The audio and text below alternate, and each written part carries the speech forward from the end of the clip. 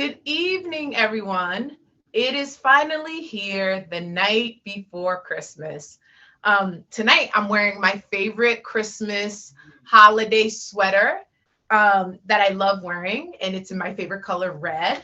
And so, of course, we're going to read The Night Before Christmas, a poem by Clement Moore. So thank you to the library for picking this out. We're actually going to read two books this evening. We're going to read The Night Before Christmas, and then after, because I know there are many dinosaurs out there and, young people who have to get to bed early so Santa can stop by their homes, we're going to read How Do Dinosaurs Say Goodnight. So we're going to start with The Night Before Christmas, and I hope you're wearing your favorite holiday or Christmas sweater or pajamas. And so let's start. The Night Before Christmas, a poem by Clement Moore, and this book is by Jane Brett.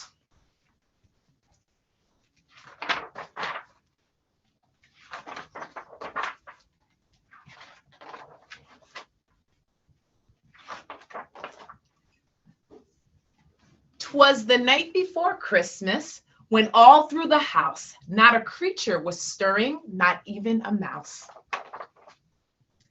The stockings were hung by the chimney with care, in hope that St. Nicholas soon would be there. The children were nestled all snug in their beds, while visions of sugar plums danced in their heads. And Mama in her kerchief and I in my cap had just settled down for a long winter's nap. When out on the lawn there rose such a clatter, I sprang from my bed to see what was the matter. Away to the window I flew like a flash, tore open the shutters and threw up the sash.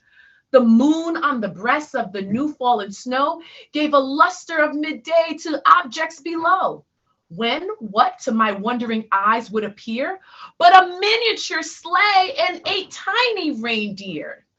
With a little old driver so lively and quick, I knew in a moment it must be Saint Nick. More rapid than eagles his course, they came, and he whistled and shouted and called them by name. I know you know their names. Now Dasher, now Dancer, now Prancer and Vixen, O Comet, O Cupid, on Donner and Donder and Blitzen.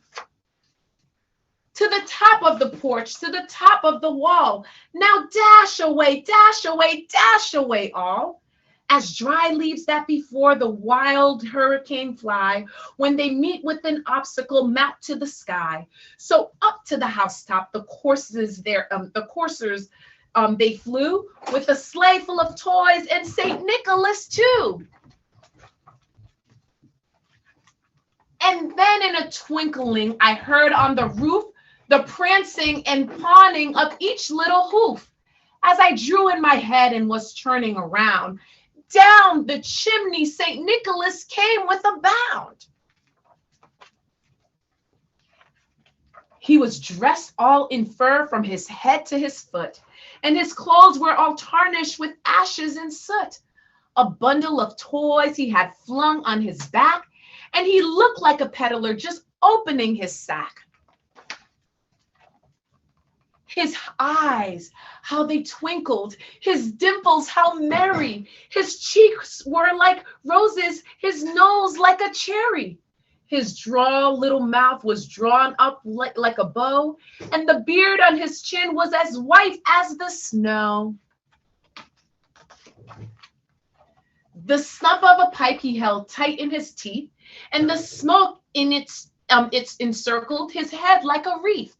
He had a broad face and a little round belly that shook when he laughed like a bowl of jelly. He was chubby and plump, a right jolly old elf, and I laughed when I saw him in spite of myself. A wink of his eye and a twist of his head soon gave me to know I had nothing to dread. He spoke not a word, but went straight to his work and filled all the stockings that churned with a jerk. and laying his fingers aside from his nose and giving a nod, up the chimney he rose. He sprang to his sleigh, to his team gave a whistle. Do any of you know how to whistle? I'm not very good at whistling, but Santa's a good whistler. And away they all flew, like the dawn on a thistle. But I heard him explain, ere he drove out of sight, Merry Christmas to all, and to all a good night. So Santa is on his way, and I know some of you are looking at the maps to see where he's at right now. And I'm just so excited for Santa to stop at my house. And another favorite thing that I like doing on Christmas Eve is lighting the fire, which is lit right next to me or behind me. It's just something that we love to do on Christmas Eve and also on Christmas Day. So as I promised, we're going to read 2 books because tonight it is very important that everyone goes to bed on time. Because if you're not in bed on time, Santa will not stop by your home. So it's really important that you say goodnight to your friends, you say goodnight to your family and your parents, you give them a wonderful goodnight kiss, and you go to bed. And so when you wake up tomorrow morning, maybe Santa will bring you a treat. All right. So this is one of my favorite books. And I hope a special friend of mine is watching this evening because he also likes this book. He's a little dinosaur. He inspired me to read this because of his dinosaur pajamas. And this book I have been reading to my kids since my son was a toddler, and now he's 18, and I also read it to my daughter.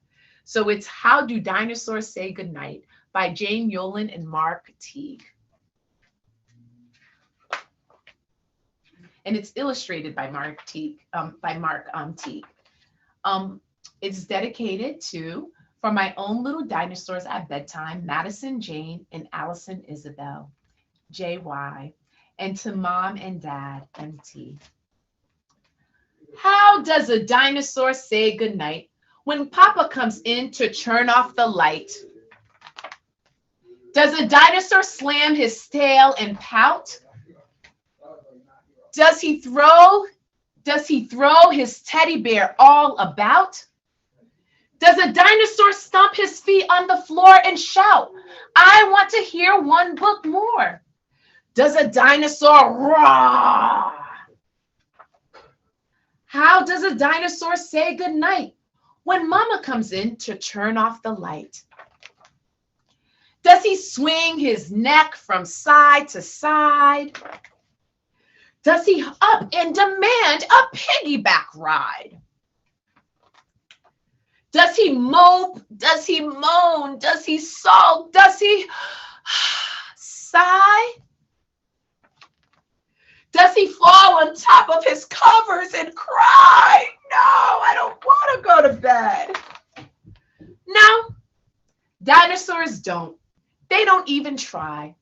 They give a big kiss.